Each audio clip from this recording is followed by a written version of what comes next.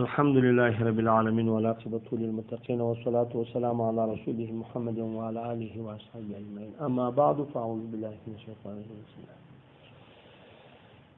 نور د قرات نور بیان په نور کې درته تیر شو، خو دغه یو څو استفتاء پاتې دي، د یو څو استفتاء بدل توایو. اول طالبانو یو خوا د مازیګرو د ماښام د ماخستن من سره یو د ماپښینو د ماخستن دغه د سهار من سره یو او د مازیګرو د ماخستن من سره یو ماښام د بلې خوا ته په یو کې تیوال مفصل هغه پرون تیر شو. اوس دلته دغه یو څه خبرې درته کوو. اول طالبانو دغه ډیره هغه اوږده خبره ده. دوهم رکعت یادوي چې طالبانو ته ګوري پر اول رکعت وژدول، اول رکعت کو پر دوم رکعت وژديږي، دوم رکعت سره پر اول رکعت وژدي تدری آیات اخواته مکروه دي. لیکن خدا نبی علیہ السلام سره راځي چې سبح اسم ربک الاعلى الذی په اول رکعت کې دا وایي الاتا حدیث الغاشیه په دوم کې وایي تقریبا هغه اته آیات پر دابل زیات. نو دا څه وکړو؟ بعضې وایي دا منسوسي دي په نص استثنا شوي دي، لیکن خدا نه دا صح کول دا دی چې وار د واره و چاته کته کېږي آیاتو ته. که آیاتونه سره یو رقم نه وه وژو لنډ آیات پکښې و بیا و چاته کته کېږي کلمات. که کلمات سره یو رقم نه وي بیا و چاته کته کېږي بیا حروف ته. دغه ځای ته ګوري دغه د خلکو دا یوه استفتاء ده، دا یې جواب دی چې هغه بیا کلمات ولي. دوهم خلک دا سوال درڅه کوي چې فتوا د چا پر کول د صورت د الحمدلله سما شوه چې واجب ادا کېږي. واجب یعنی درې آیات قرات که د الحمدلله سي که د نورو سره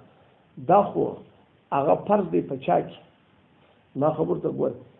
هغه په دې رکعت کې خو دې په الحمدلله تام شو. بل صورت چې ورزمایه هغه څونه اندازه ده. امام صاحب وایي مطلقي آیات دی فقر ما تیسر من القرآن، یاران وایي چې یا یو اوږد آیات دی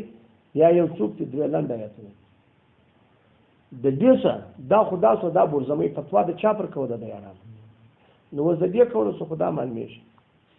چې درې آیات اندازه یو اوږد آیات په سره وایي. که یو آیات په دوه رکعتو کې څوک طالبان دې دا ځای ځکه دا اوږد آیات ته څه ځکه دغه اوږد آیات چې یاران وایي دغه اوږد آیات چې لس کلمات یا دغه اوږد آیات چې څو روپۍ دې شروع. نو اوس که یو آیات کرسي سړی راواسته یا آیات د مداینه کې راواسته نیم یې په یوه رکعت کې نیم په بل کې جایز دی. و جایز دی. ولې جایز دی؟ هغه یو اوږد آیات چې هلته یاران وایي هغه په پوره کېږي ځکه دا تر شل کلمات زیات دی. تر اخلاصو تر څو او تر شپېته حروف زیات دی. سر مخلاصو دلته دا چاته اعتبار شو حروف ته اعتبار شو. زما په خبره مثال خلاصو بل دا مو څه کوو نه شو. دا خو دغه خبرې دا عبدالمختار جلد اول 400 منت الخالق جلد اول 598 تاطرخانیه دوم جلد راویه کبیری جلد اول 228 خلاص الفتاوا جلد اول 199 او منهاج السنن دوم جلد 308 محمودیه وم جلد 8 عاجز الفتاوا جلد اول 239 رحمانیه دوم جلد 15. اوس دا بل خبره دا په شت ترتیب راواخلي. دا اوس دلته طالبانو یو ډېره انتیکه ده. دا دې ګوره دا سوي حدیثونه و دا شان راځي وروسته هم راځي چې نور را نقل کوي. ترتیب عثماني واجب دی که نه دی؟ یعنې که سړی په لمانځه کې اول په یو رکعت کې یو آیت په دا دوم رکعت کې مخکې وایي دا څنګه دی؟ زموږ کتابونه اکثره دا وایي چې واجب دی. حتی که سړی دا کار وکړي مکروه تعریفه دی.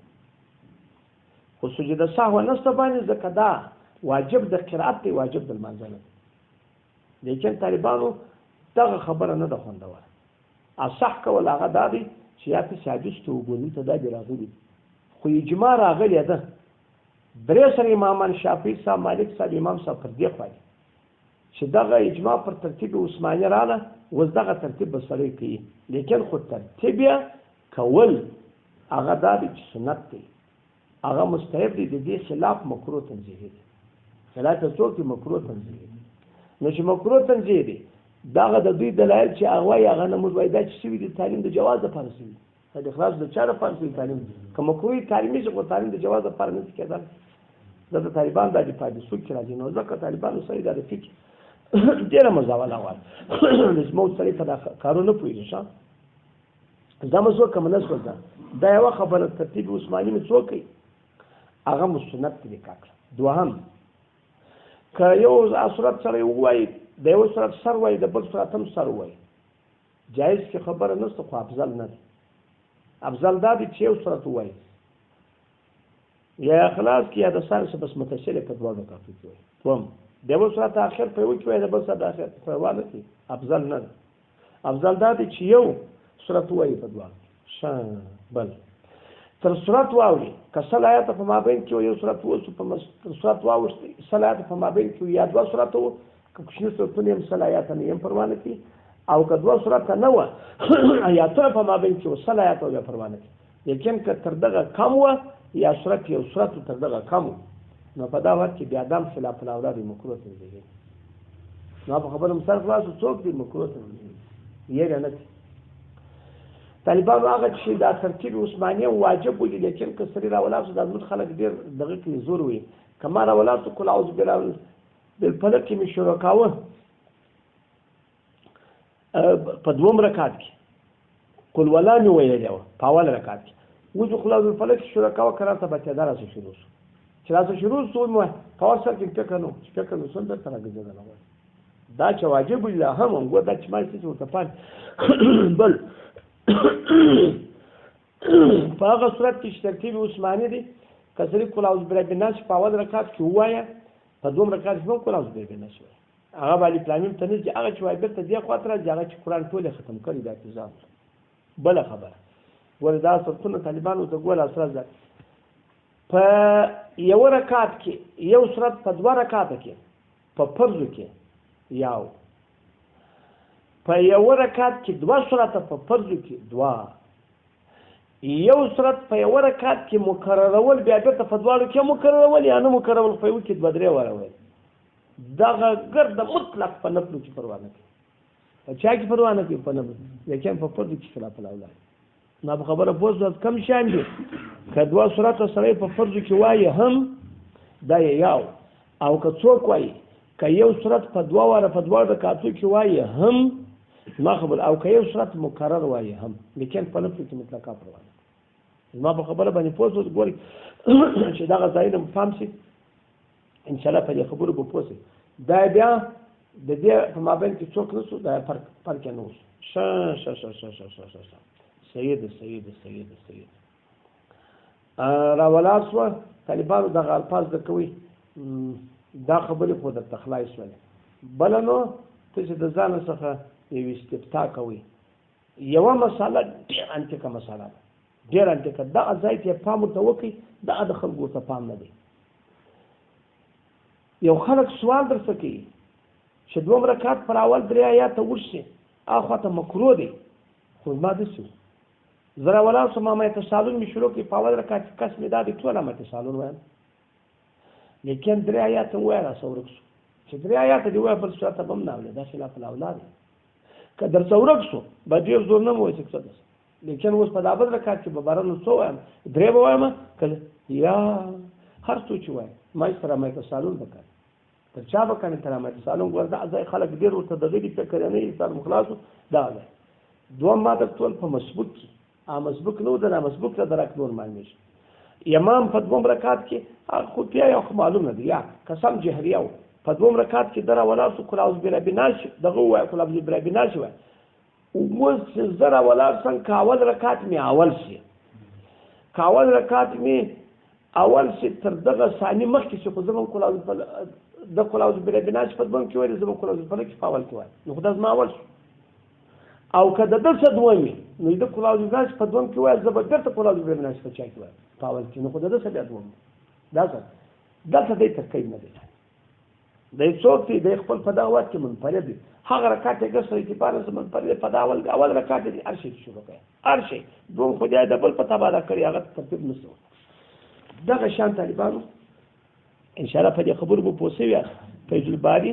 دوم جلد 208 یا څه مسلې فتح الباري دوم جلد 250 څه مسلې څه ګرځي نه او دا هغه رقم د مختار جلد اول 400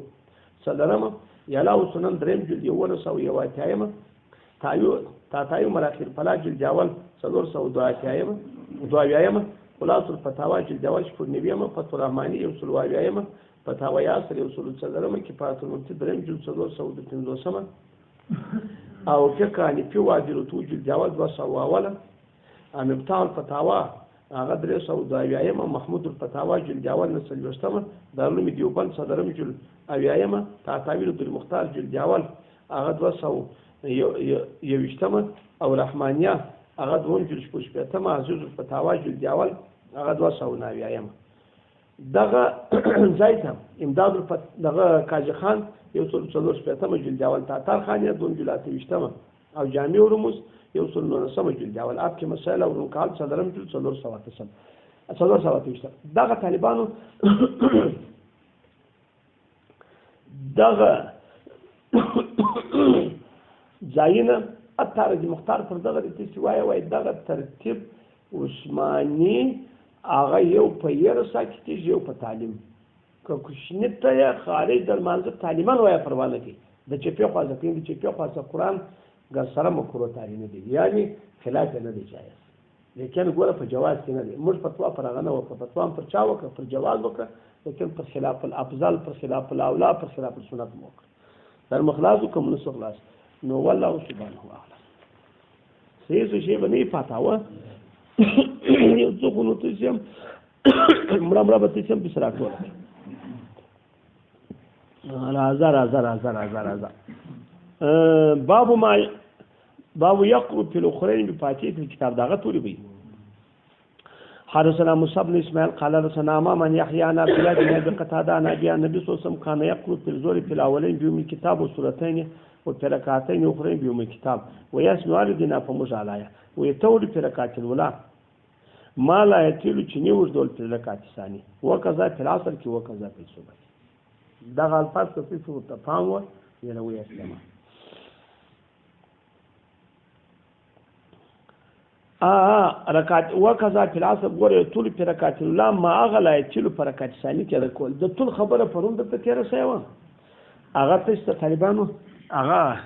د ټول خبره وان پروند